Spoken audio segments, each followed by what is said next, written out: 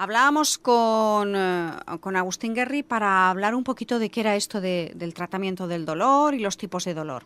Y hoy vamos a seguir hablando del dolor, de cómo se trata, pero vamos a centralizar un poquito más o a concretar un poquito más, ¿no? Por ejemplo, cuéntenos, ¿en qué consiste, por ejemplo, una consulta de dolor? Bueno, una consulta de dolor inicialmente se planteó como la consulta donde acudían los pacientes con dolor por una enfermedad concreta, cuando el especialista encargado de esta enfermedad, el reumatólogo, el traumatólogo, el rehabilitador, el neurocirujano, no podían solucionar la causa que producía el dolor y lo remitían a la consulta de dolor para intentar luchar contra el dolor aunque no se tratara la causa. Uh-huh.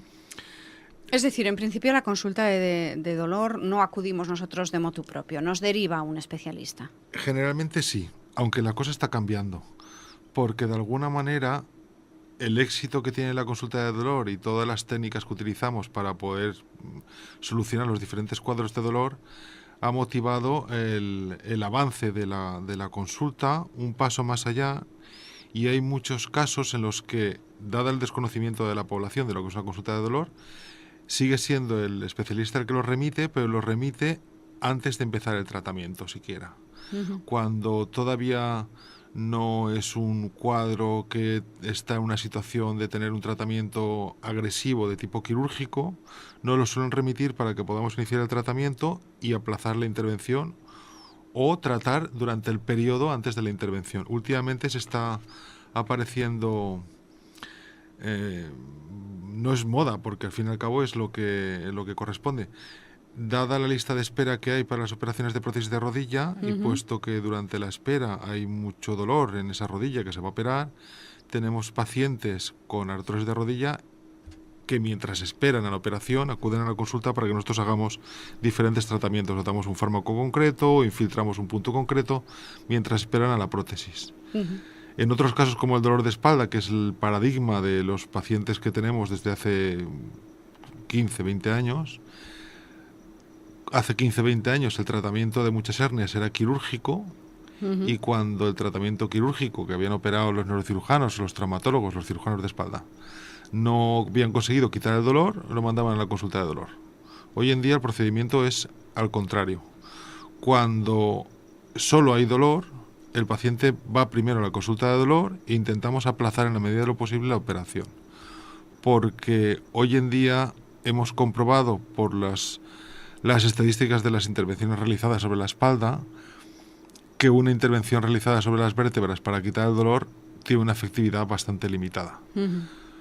Así pues, ahora solo se opera directamente cuando lo que está comprometido es la función. Es decir, si cuando tenemos una hernia discal, que es algo que prácticamente conoce todo el mundo cuando lo sufre algún vecino, afecta a un nervio y no puedes caminar, el cirujano sí que accede a operar para poder recuperar la función y poder volver a caminar. Pero si solo es por dolor, espera hasta haber agotado las posibilidades terapéuticas en la unidad de dolor antes de operar.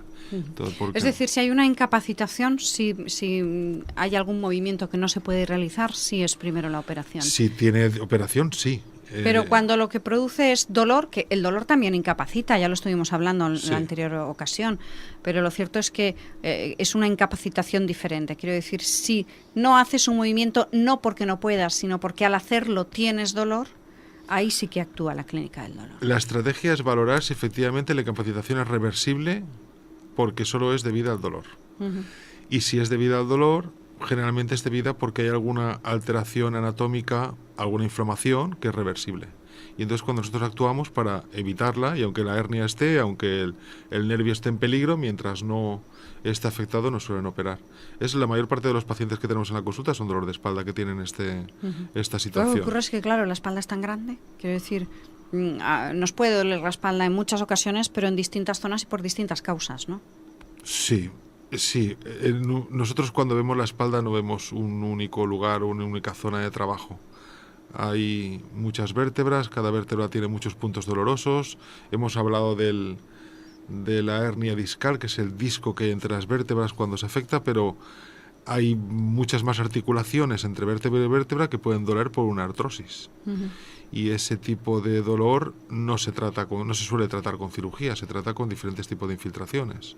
También aparece dolor porque eso comprime la médula espinal que pasa por dentro de las vértebras, y entonces tiene otro tipo de tratamiento que tampoco es quirúrgico. La verdad es que las posibilidades de tratamiento en el dolor de espalda son cientos, porque desde el dolor que aparece en la articulación sacroiliaca, que es la parte de abajo que se mueve cuando nos sentamos, al dolor que aparece cuando levantamos la cabeza y se produce un dolor que se irradia y que llega hasta la ceja, hay una gran constelación de posibilidades. Todo está originado en la espalda y lo único que tiene en común es el dolor. Diferentes tipos de dolor, diferentes localizaciones, diferentes radiaciones, diferentes circunstancias. ¿Y qué nivel de éxito tenemos en el tratamiento del dolor de la espalda? Me imagino que dependiendo de la causa. Dependiendo de la causa, sí. De la artrosis de las pequeñas articulaciones de las vértebras estamos teniendo un éxito bastante elevado, alrededor del 70% de conseguir que desaparezca el dolor durante un largo periodo de tiempo. Cuando se trata de una hernia, estamos consiguiendo, si conseguimos educar al paciente, estamos consiguiendo aplazamientos de la intervención que cada vez son más largos. Y si educar al paciente en lo que puede y lo que no puede hacer. En lo que puede y lo que no puede. Y si no podemos educarlo o él no puede cambiar sus hábitos, estamos consiguiendo aplazamientos de la intervención de años, estamos hablando de años. Claro, tenemos que plantearnos que cuando pensamos en que la espalda se resiente o se maltrata, lo primero que pensamos son los trabajos que tienen un ejercicio físico intenso, que levantan pesos, cuando en realidad los pacientes, el mayor número de pacientes con dolor de espalda, con dolor bajo de espalda, dolor lumbar, que acuden a nuestra consulta, son personas que pasan la mayor parte del tiempo sentadas. Oficinistas, conductores, administrativos, informáticos. Sí, que en realidad no tendrían que tener un motivo físico para que les doliera la espalda y más esa zona de la espalda, ¿no? Bueno, aparentemente no. Pero nuestra espalda no está hecha para que estemos sentados, está hecha para que estemos o cuatro patas o de pie.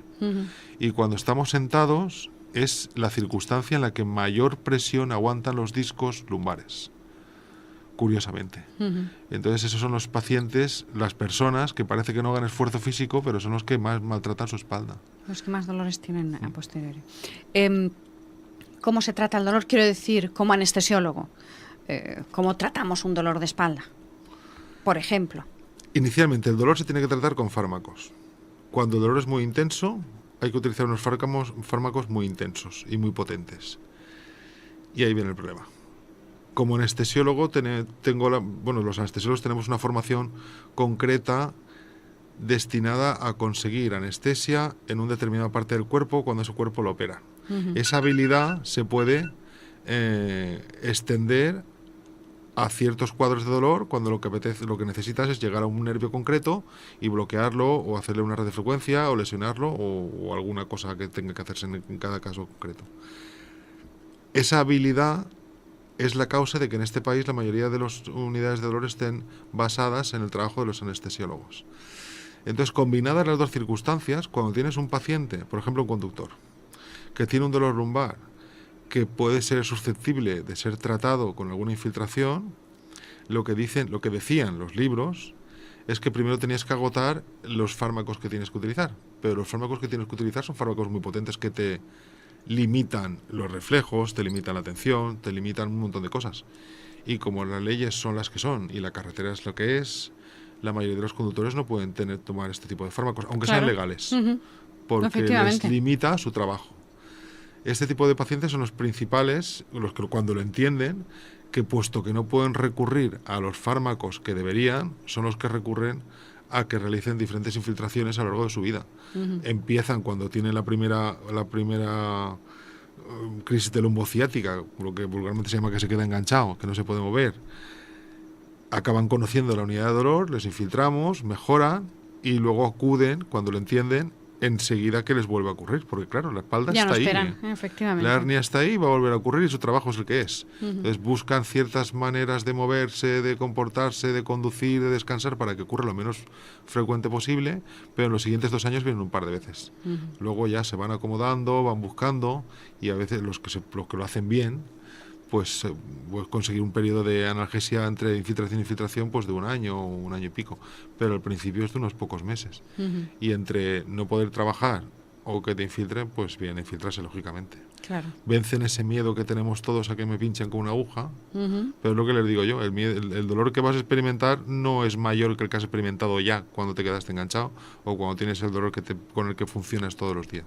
Una persona que no tiene dolor, que le pincho con una aguja, es lógico que diga que es un dolor terrible, pero los que tienen dolor crónico nunca dicen que es un dolor terrible. Claro, es muchísimo más superable o más asequible, ¿no?, que el dolor que padecen.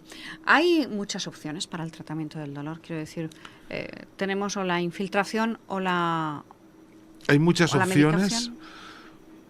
Y no muchas. A ver, claro, la infiltración es la palabra que utilizamos para explicar un procedimiento médico que consiste, como yo les explico a mis pacientes, cuando el medicamento que te tomas por boca no llega al sitio, hay que poner una jeringuilla, hay que poner una aguja y hay que llegar al sitio y ponerlo ahí. Y parece que sea 2 opciones, medicación oral o medicación por infiltración, pero así como hay un montón de fármacos que se pueden dar por vía oral, no hay tanta variedad, pero también hay unos cuantos que se pueden dar por infiltración. No es lo mismo infiltrar una carilla articular intervertebral, no es lo mismo entrar dentro de un disco o poner un fármaco o poner ozono, que también es un fármaco que parece que está funcionando en las enfermedades del disco intervertebral, y otras muchas opciones. Lo que triunfa en algún tipo de dolores de espalda, sobre todo en las carillas articulares, es una estrategia bastante, aparentemente agresiva cuando se explica a priori, pero que no es prácticamente dolorosa, que es muy efectiva, que es lesionar el nervio que conduce la sensibilidad. Eso es lo que hacemos cuando anestesiamos. Cuando anestesiamos, cogemos la aguja, nos acercamos al nervio, le ponemos un fármaco anestésico local, bloqueamos la transmisión de las señales, de la corriente, como si cortáramos un cable de forma temporal, y no llega la sensibilidad. Si pudiéramos hacerlo de una manera sostenida, eso sería fantástico. Y eso es lo que se plantearon ahora unos 40 o 50 años, con la posibilidad de hacer lesionar los nervios con radiofrecuencia. Es decir, nosotros llegamos con una misma aguja, pero en lugar de poner fármacos, lo que hacemos es mandar una señal electromagnética, el nervio se lesiona y deja de conducir el dolor. La limitación que nos imponemos los médicos es que, aunque al fin y al cabo es un nervio, y aunque sea pequeñito, aunque sea sensitivo, aunque solo inerve una articulación, puede inervar más cosas que no conocemos y podemos crear una circunstancia bastante complicada. O sea, que yo está ahí por algo. Sí. Entonces la estrategia de avance de la radiofrecuencia es poder dar una frecuencia determinada, una señal determinada, de forma que lesionemos el nervio con posibilidad de recuperación. Así pues el nervio se recupera.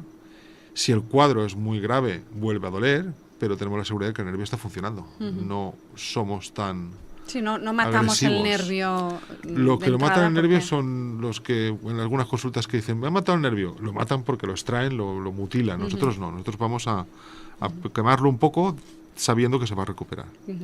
Y con esto, claro, lo primero que tenemos que tener claro es que son tratamientos que se aplican a dolores crónicos. Sí. Es decir, un dolor, por muy intenso que sea, si es pasajero, si es un dolor puntual, no vamos a necesitar o no vamos a utilizar las mismas técnicas. ¿O sí? Depende. Si el dolor es agudo, único y tiene una razón, hay que averiguar cuál es la razón y tratarla. Si es por un traumatismo, hay que solucionar el traumatismo. Si es por una infección, hay que solucionar la infección. Lo que pasa habitualmente es que estos cuadros agudos, sobre todo en las zonas de huesos complicados como es en la espalda, en un alto porcentaje dejan una secuela con forma de dolor crónico, y en este caso sí que tenemos que tratarlo así. También puede darse el caso de que un episodio agudo se pueda utilizar una técnica de tratamiento que utilizamos para el dolor crónico, pero son casos muy concretos. Entonces, en general, no se utiliza para el dolor agudo, pero no sería la primera vez que en un dolor agudo por una fractura tenemos que empezar a utilizar este tipo de tratamiento e ir bloqueando diferentes nervios, hacer radiofrecuencia para conseguir que la fractura deje de doler y se pueda salir del paso, porque el dolor intenso, si se mantiene más de unos días, puede crear el impacto es claro, importante. Importante, yo diría brutal, pero sí. Y doctor, para finalizar, que además nos hemos quedado sin tiempo, ¿qué hago si soy un paciente, si tengo un dolor crónico o me han dicho que ya es un dolor crónico y no me quiero resignar? Pues luchar, lo primero. Eso es lo primero que le tenemos que explicar a los pacientes cuando vienen a la consulta, en qué consiste su dolor, las posibilidades de éxito, y que la mayor parte del éxito está en la lucha interior para poder vivir con lo que poco dolor que le dejemos. Lo primero que hay que hacer es saber que hay unas opciones. Las opciones son las unidades de dolor, que están empezando a aparecer por toda España, por suerte. Y si no es el primer episodio de dolor, que es un segundo episodio de dolor, que te dicen que es algo que es para toda la vida, resignarse a pasar una vejez con dolor es algo que tenemos que desechar. No tiene por qué ser perfecto, pero tenemos que desecharlo. Y lo que yo aconsejo es consultar en una unidad de dolor, y la unidad de dolor, no hace falta que pasen por otro especialista. En la unidad de dolor ya nos encargamos de que si vemos que hay una razón que puede ser tratable, una causa que puede tratar un especialista concreto, lo remitimos al traumatólogo, al rehabilitador o al reumatólogo. Y si no lo es, o mientras tanto, damos opciones para poder luchar con ese dolor y poder mantener la vida. La rutina diaria, porque si tienes un trabajo concreto y tienes que esperar a que te solucione el problema durante un año, hoy en día el peligro de perder el trabajo es muy elevado. Y además no hay dolor que justifique la espera. No hay dolor que justifique la espera, efectivamente.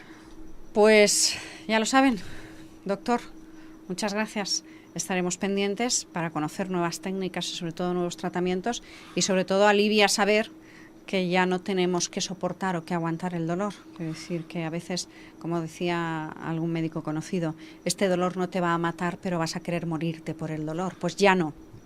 Es lo que intentamos, que ya no. Vamos a luchar contra eso. Gracias. Gracias a ti.